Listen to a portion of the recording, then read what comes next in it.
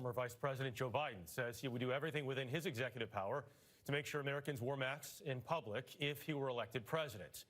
The presumptive Democratic presidential nominee is highlighting another contrast between his thinking and that of President Trump as Biden's poll numbers surge, especially in key battleground states. Ed O'Keefe has the latest. Good afternoon, everyone. He's not campaigning much, but it doesn't seem to matter. Joe Biden is leading President Trump in several key battleground states. Poll after poll after poll show Biden leads in places like Georgia and North Carolina, even narrowly in ruby red Texas. Biden is pulling ahead as voters continue to disapprove of the president's handling of the pandemic. Amazingly, he still hasn't grasped the most basic fact of this crisis.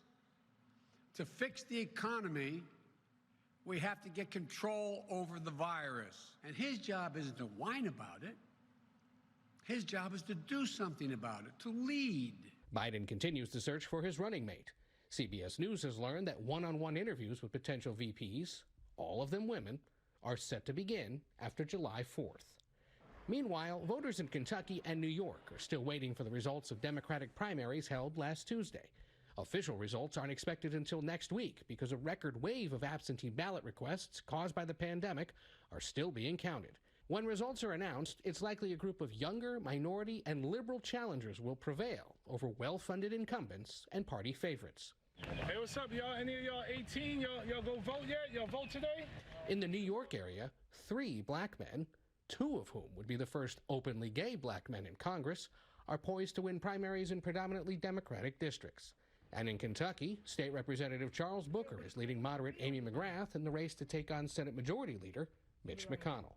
All 4 men surged in part due to fresh support generated by nationwide calls for police reform and racial justice.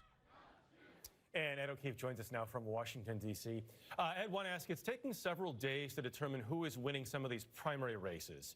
So I think the question a lot of people are asking is, are we going to see this kind of lag after the general election in November? And if so, what kind of issues arise out of that? We certainly could, Jeff, in several states, and it's because of the crush of absentee or mailed-in ballots, people who don't want to go stand in line amid the pandemic for all the reasons Dr. Agus was just discussing a few minutes ago. You know, there's too much risk. So states, most of them, encouraging people, get your absentee ballot and send it in. The problem is it takes a little longer to count those paper ballots. And so if it's a blowout either way, for the president or for Biden, it may matter less, and it'll be more like dotting I's and crossing T's. But if it's a close race and we're waiting for a handful of states to give us their results, it could lead to several days or weeks of uncertainty. And there's big concern that both the president or maybe even Biden would be raising doubts about those results and cast into doubt the winner of the election. It's a nightmare scenario, but it's one we all should be thinking about. Just another example of how the pandemic really has upended society. Yes, some very interesting information there. Ed O'Keefe, thank you very much.